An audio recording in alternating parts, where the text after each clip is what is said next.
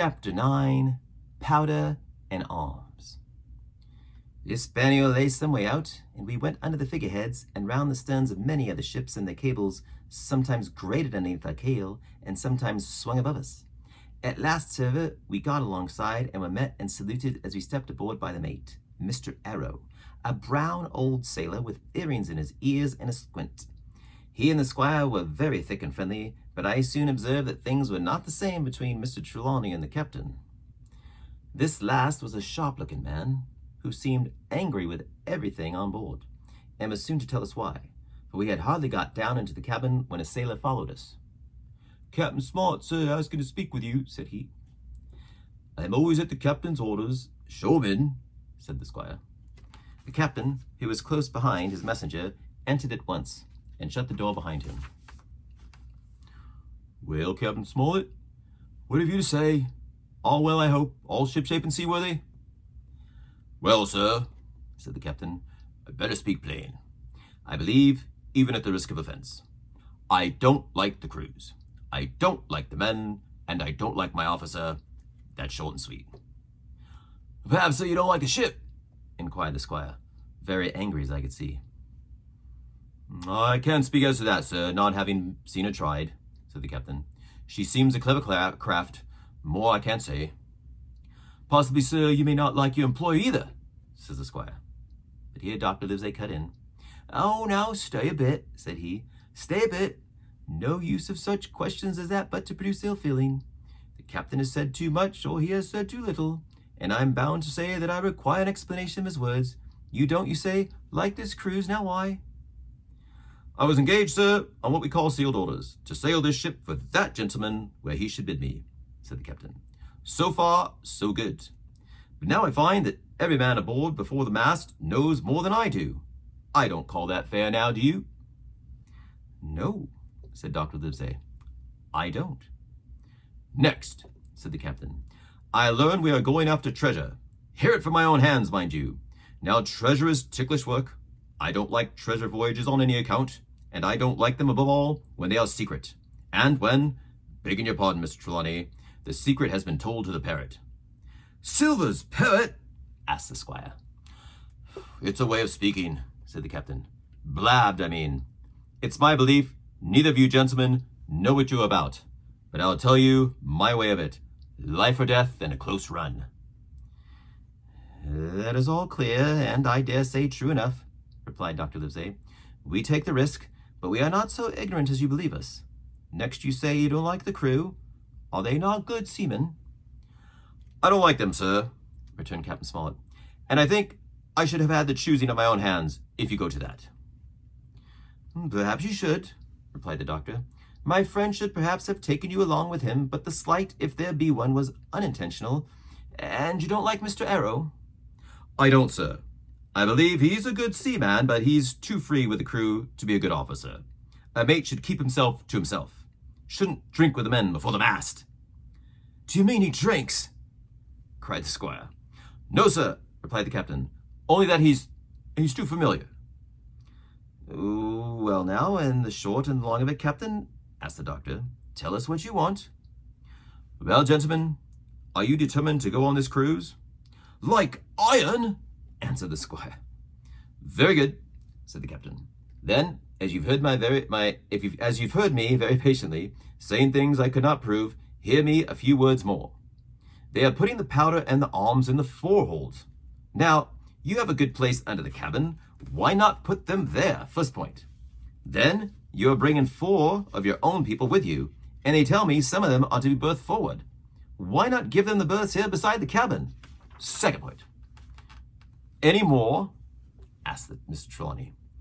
"One more," said the captain. "There's been too much blabbing already." "Far too much," agreed the doctor. "I'll tell you what I've heard myself," continued Captain Smollett. "That you have a map of an island, that there's crosses on the map to show where treasure is, and that the island lies—" And then he named the latitude and longitude exactly. "I never told that," cried the squire. "To a soul." "The hands know it, sir," returned the captain. "Livesey, that must have been you or Hawkins," cried the squire. It doesn't much matter who it was, replied the doctor, and I could see that neither he nor the captain paid much regard to Mr. Trelawney's protestations. Neither did I, to be sure. He was such a loose talker. Yet in this case, I believe he was really right, and that nobody had told the situation of the island. Well, gentlemen, continued the captain, I don't know who has this map, but I make it a point. It shall be kept secret even from me and Mr. Arrow. Otherwise, I would ask you to let me resign. I see, said the doctor. You wish us to keep this matter dark and to make a garrison of the stern part of the ship, manned with my friend's own people, and provided with all the arms and powder on board. In other words, you fear mutiny? Sir, said Captain Smollett, with no intention to take offense, I deny your right to put words into my mouth. No captain, sir, would be justified in going to sea at all if he had ground enough to say that. As for Mr. Arrow, I believe him thoroughly honest. Some of the men are the same. All may be for what I know, but I am responsible for the ship's safety and the life of every man jack aboard of her. I see things going, as I think, not quite right, and I ask you to take certain precautions, or let me resign my berth, and that's all. Captain Smollett, began the doctor with a smile, did ever you hear the fable of the mountain and the mouse? You'll excuse me, I dare say, but you remind me of that fable. When you came in here, I'll stake my wig, you meant more than this. Doctor, said the captain, you are smart. When I came in here, I meant to get discharged. I had no thought that Mr. Trelawney would hear a word. No more I would, cried the squire. Had Livesey not been here, I should have seen you to the deuce. As it is, I have heard you. I will do as you desire, but I think the worse of you. That's as you please, sir, said the captain. You'll find I do my duty. And with that, he took his leave. Trelawney, said the doctor, contrary to all my notions, I believe you have managed to get 2 honest men aboard with you. That man and John Silver. Silver, if you like, cried the squire. But as for that intolerable humbug, I declare I think his conduct unmanly, unsailorly, and downright un-English. Well, says the doctor, we shall see. When we came on deck, the men had begun already to take out the arms and powder, yo-ho-hoing at their work, while the captain and Mr. Arrow stood by superintending. The new arrangement was quite to my liking. The whole schooner had been overhauled, 6 berths had been made astern, out of what had been the after part of the main hold, and this set of cabins was only joined to the galley and forecastle by a sparred passage on the port side. It had been originally meant that the captain, Mr. Arrow, Hunter, Joyce, the doctor, and the squire were to occupy these 6 berths. Now, Redruth and I were to get 2 of them, and Mr. Arrow and the captain were to sleep on deck in the companion, which had been enlarged on each side till you might almost have called it a roundhouse. Very low it was still, of course, but there was room to swing 2 hammocks, and even the mate seemed pleased with the arrangement. Even he, perhaps, had been doubtful as to the crew, but that is only a guess, for as you shall hear, we had not long the benefit of his opinion. We were all hard at work, changing the powder and the berths, when the last man or 2, and Long John along with them, came off in a shore boat. The cook came up the side like a monkey for cleverness, and as soon as he saw what was doing, "So ho, mates," said he, "what's this?" "We're changing the powder, Jack," answers one. "Why, by the powers," cried Long John, "if we do, we'll miss the morning tide." "My orders," said the captain shortly. "You may go below, my man. Hands will want supper."